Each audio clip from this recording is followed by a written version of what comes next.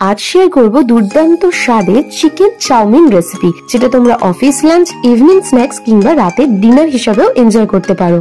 কড়াই সাদা তেল গরম হয়ে যেতেই পছন্দ মতো কেটে রাখা সবজিগুলো আগে ফ্রাই করে নিতে হবে। প্রথমে অ্যাড করতে হতো রসুন কুচি, আমি ভুলে গেছিলাম তাই পরে অ্যাড করেছি। এরপর একে একে কুচিয়ে রাখা আদা, লঙ্কা কুচি, পেঁয়াজ এবং ক্যাপসিকাম কুচি অ্যাড করে স্বাদ মতো অল্প একটু লবণ দিয়ে নেড়ে চেড়ে ভেজে তুলে রেখে দিলাম। এবার এই তেলের মধ্যেই চিকেনের প্রিপারেশনটা রেডি করে নেব। প্রথমে কড়াই দিয়ে দিলাম রসুন কুচি, তারপর পেঁয়াজ কুচি এবং কিমা করে রাখা চিকেন। স্বাদ মতো অল্প একটু লবণ, হলুদ গুঁড়ো, কাশ্মীরি লঙ্কার গুঁড়ো এবং টমেটো সসটা অবশ্যই অ্যাড করো, এতে স্বাদটা খুব ভালো হয়। আর সামান্য উষ্ণ একটু গরম জল অ্যাড করে 10 মিনিট মতো ঢাকা চাপা দিয়ে রান্না করে নিয়েছিলাম। এতে চিকেনটা সুসিদ্ধ হয়ে গেছে এবং মশলাটাও সুন্দর কুক হয়ে গেছে। ঝাল বেশি খাওয়ার জন্য আমি আলাদা করে অ্যাড করেছিলাম গোলমরিচের গুঁড়ো।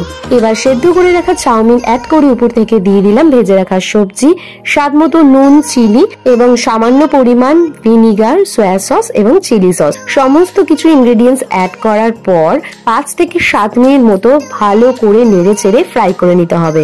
আমার এই রেসিপিটি ফলো করে তোমরাও ঝটপট বাড়িতে এইভাবে স্ট্রিট স্টাইল চিকেন চাউমিন বানিয়ে ফেলো আর খেয়ে বলো কেমন লাগলো। ভিডিওটা ভালো লাগলে লাইক, শেয়ার এবং চ্যানেলটিকে সাবস্ক্রাইব করে যেও। সবাই ভালো থেকো এবং সুস্থ থেকো। টাটা।